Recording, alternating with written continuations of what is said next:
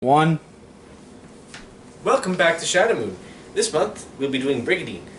Now, Brigandine is a series of plates attached to either cloth or light leather backing. There are a few types of Brigandine out there. You have your reinforced surcoat type, which is typically referred to as budded plate, and then you have jacket plates, known as washer or penny brig, and Dakota plates are referred to as Brigandine in Amcard Rulebook, which is this guy here. Now, for our test, we're going to be focusing on the reinforced surcoat and the coated plates. So now we need to clarify the differences between the two Brigandines. Now, a reinforced surcoat is a series of metal plates that are butted together and riveted to either a light leather or heavy cloth backing to prevent them from creasing or shifting. Gaps like the scale mail, they are riveted on all four corners, holding the steel firmly in place.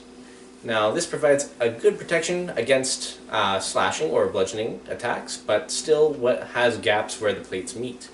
A coated plate is a series of plates, again riveted to a light leather or a heavy cloth backing, but this time they are hung on the inside of the cloth or leather and are riveted only from one side, allowing them to be overlapped, hiding the gaps. This type of armor is very resistant not only to bludgeoning and slashing, but also to piercing.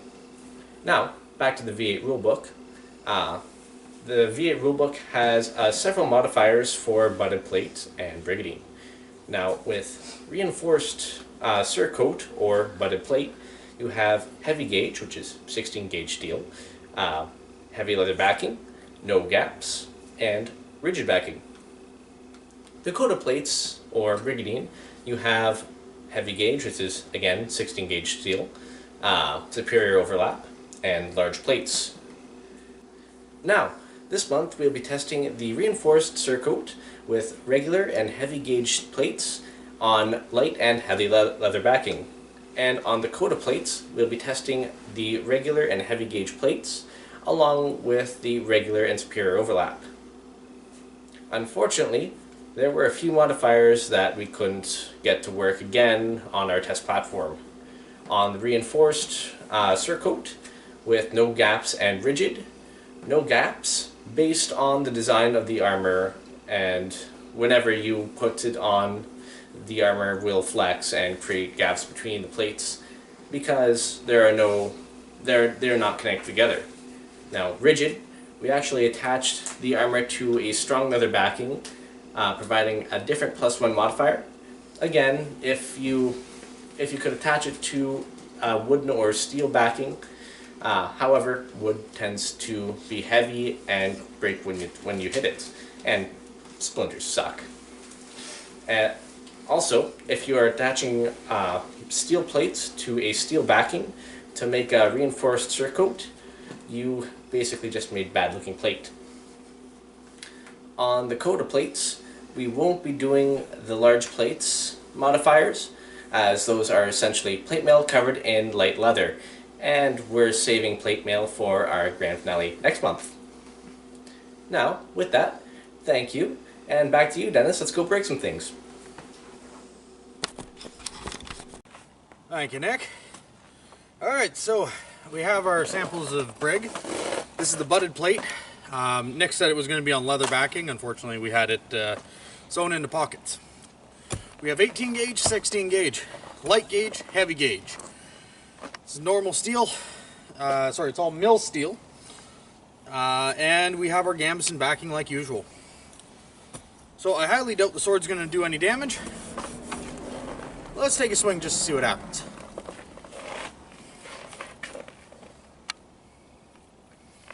Don't want to hit perfectly on the seam. Oh! Nothing serious. Absolutely nothing. No, but it did dent the sword a little bit. Nice. It's dull as hell. We got a bit of cutting.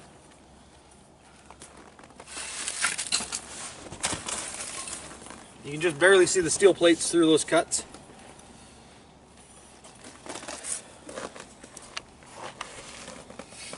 Now there's some discussion that the plates here will slide and just kind of guide the sword in. So we're going to give this a test here with a stab. I think that was just blind luck, so let's try that trick again. Well.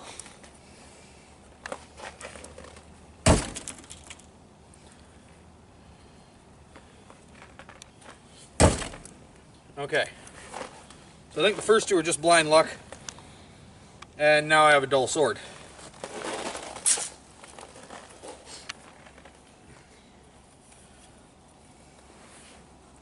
Yeah, these here you can see by the way the cloth folds, that didn't even hit the steel.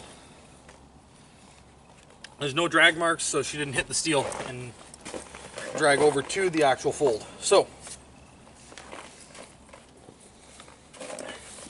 let's see if it stands up to something a little bigger.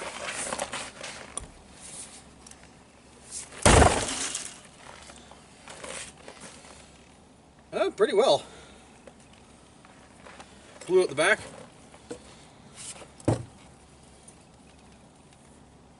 You can see the actual steel plate there.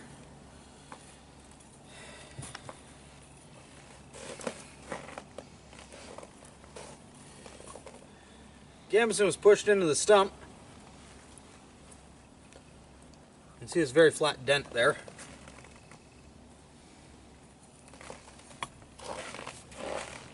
Now for the heavy gauge.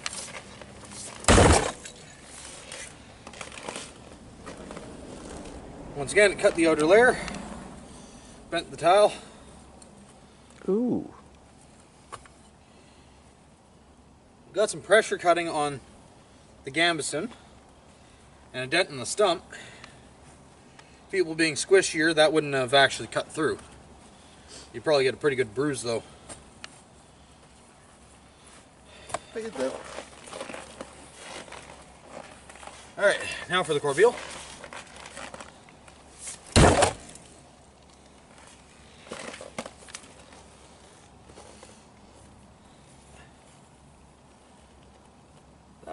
That was pretty much on the edge of a plate, so we're going to redo that. It did punch through. Let's try it. Make sure that wasn't a fluke.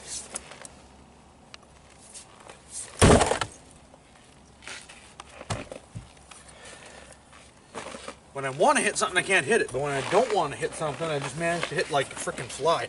So, yeah, that's how it goes. Let's see if I have better luck with the heavy gauge.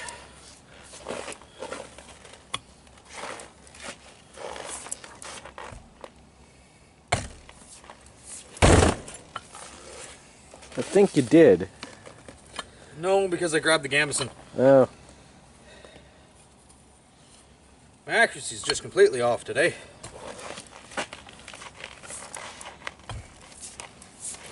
There we go. That was a solid plate. Corbille punched right through, no problems. Same as the edge of the plate here. A lot harder, but like you saw with the corbille and the sword, there is a chance to stab through the actual joints. Here's the second corbille hit. It's a little bit of damage to the plate. All in all, she just went right through the seam between the two plates. But this stuff is actually very resistant. Other than the corbille, I think it'd still be up and fighting. So, John, please put this down. All right.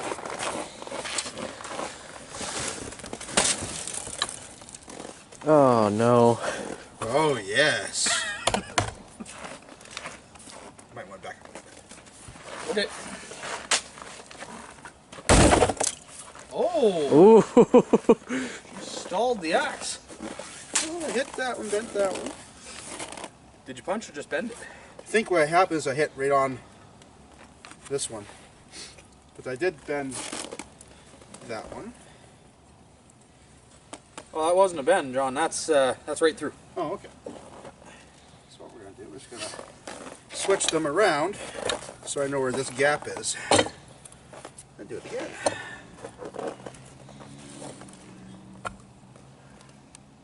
Yeah, nothing wrong with that.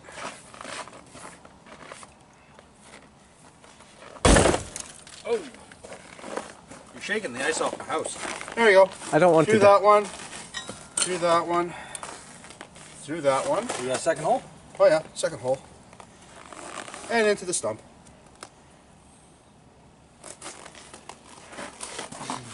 Zoom in on that.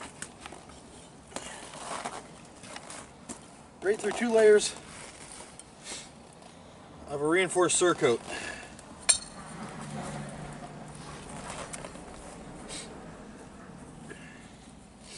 So this here actually stood up to all but the toughest of pounding. Well, most of it. There's still one more. As you can see, the actual plates. Oh, you're gonna try stabbing through, eh? Oh yeah. Okay. Hardly get to try this one. So. See what it's like. See, as the armor gets tougher, John gets to play with his axe more. Yep. There's no way to get that to sit nice.